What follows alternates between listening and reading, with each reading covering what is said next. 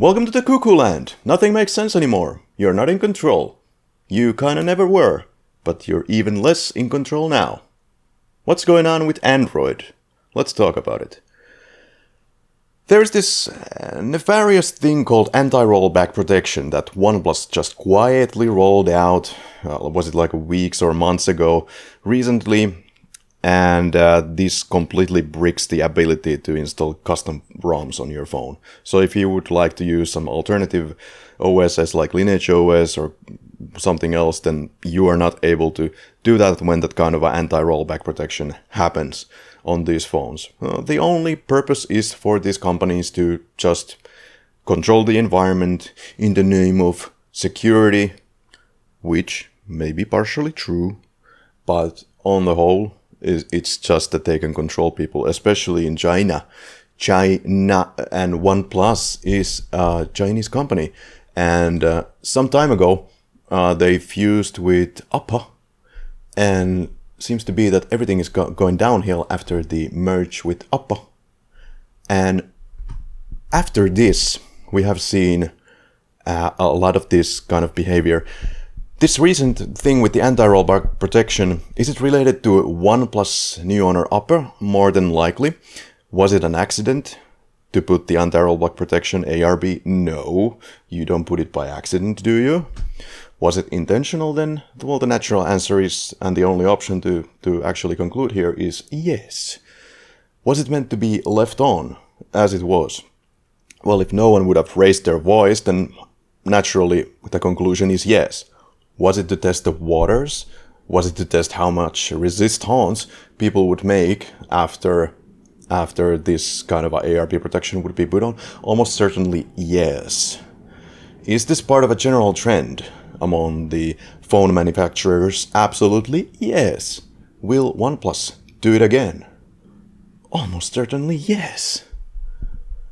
Google Pixel, on the other hand, there was a similar accident, a little oopsie, that's been happening since 2022. They've been oopsieing their way towards ARB ever since 2022. They haven't really made it happen yet for Pixel 10, but it seems that it's coming soon. Can't wait, huh?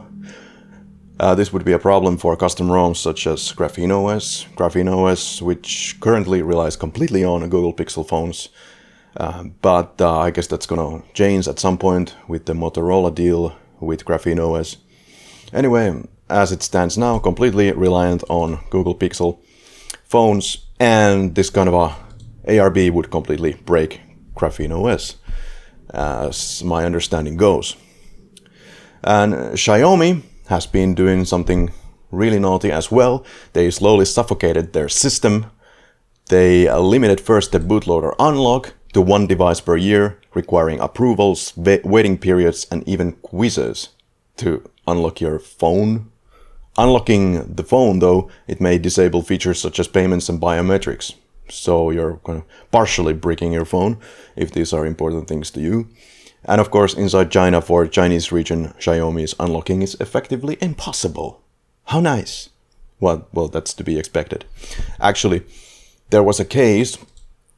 Where was it? Here. So this really was unfortunately funny. There's a trend. I don't think this is an isolated incident.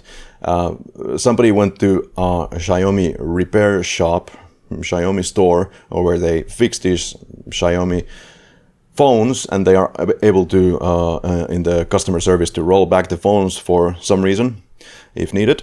Once the person rolled back the phone or unlocked the device bootloader, the customer just runs away, and now they're able to put the custom ROM on the phone that they want. So you have to actually go to the store to unlock your damn phone. I'm not sure if this is only happening in China, but that's definitely the case that happened. Yeah, so, and Samsung has gone even crazier. They are all the way to the cuckoo land now, ladies and gentlemen. They straight up killed the bootloader unlock in 2025. This is a new permanent policy. Newer Samsung devices are locked ecosystems by default. So in a sense, they are bricked phones upon arrival. Absolutely useless e-junk. From the perspective of the people such as me who use custom ROMs and frankly want to do whatever the heck I want with the phone that I buy with maybe thousands of dollars. Well, I don't pay that much for a phone, but you get the gist. You pay for the phone and you're kind of expected to maybe do whatever the heck you want with it. You can still smash it on the wall, but that's about the extent of your freedoms with your phone. Then, not only the ARB, but we're facing this is not really gonna work well with the Google metrics, the Google seeing this video on YouTube, is it? You're gonna like this very much, Google, aren't you? So, you, Google, are gonna be banning third-party stores and apps. And that's not hyperbole, actually. The Google is actually planning this for the last few years, and they are gonna implement something called developer verification, rolling out around 2026. Let me see, do we have it here? We do absolutely have it here, if I can find it. So Android will become a locked down platform in 148 days as of this moment. So this means that all the developers that are developing apps, developing any kind of apps for Android, need to be verified by Google. So there would be like a centralized control for Google. So you would be paying a fee to Google, agreeing to Google's terms and conditions, providing government identification, uploading evidence of the developer's private signing key, and listing all current and future application identifiers. Well, the problem with this is obvious. For example, let's take the example of F-Droid, the alternative to Play Store that you can freely download as a store, and then you can download any apps from that store, open source applications. Let's say that this is pushed upon the F-Droid developers. Then the F-Droid developers have to list all their current and future application identifiers. What happens when Google doesn't like those applications? Well, they will probably just deny the whole F-Droid for whatever arbitrary reason. I don't think they have to really specify what the reason is. Of course, there's going to be some backlash, but is it going to be a big backlash enough to stop this nonsense from happening? Well, that's the question.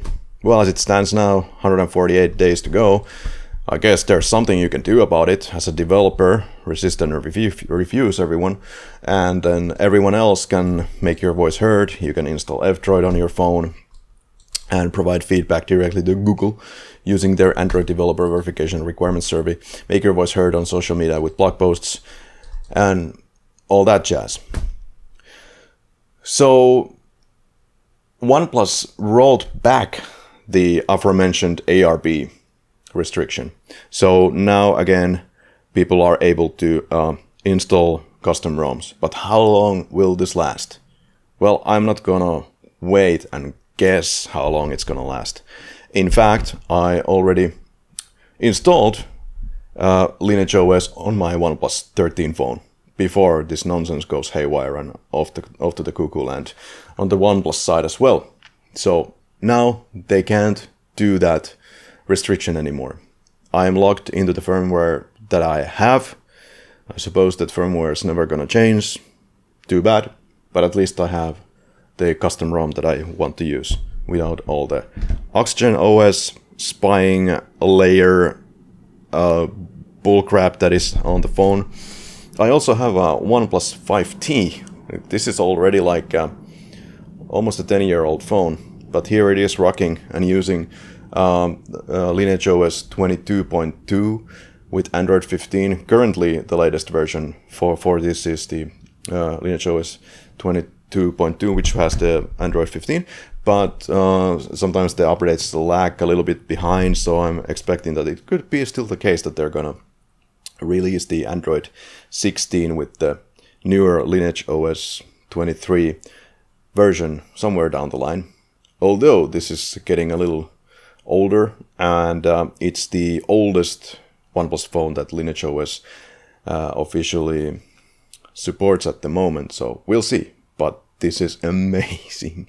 I've been updating the parts for this phone for years and it's still rocking.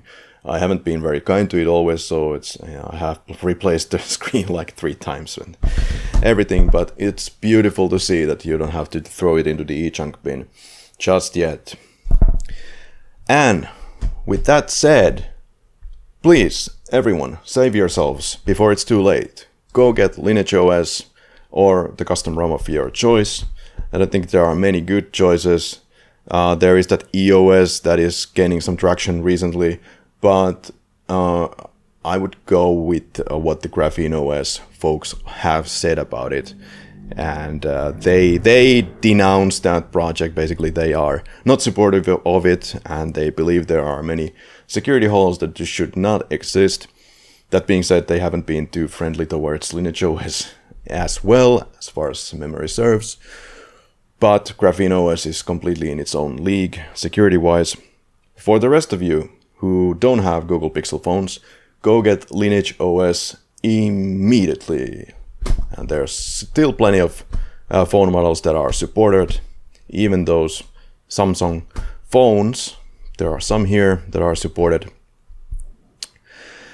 So yeah, please do this now, before everything gets locked down. Thank you.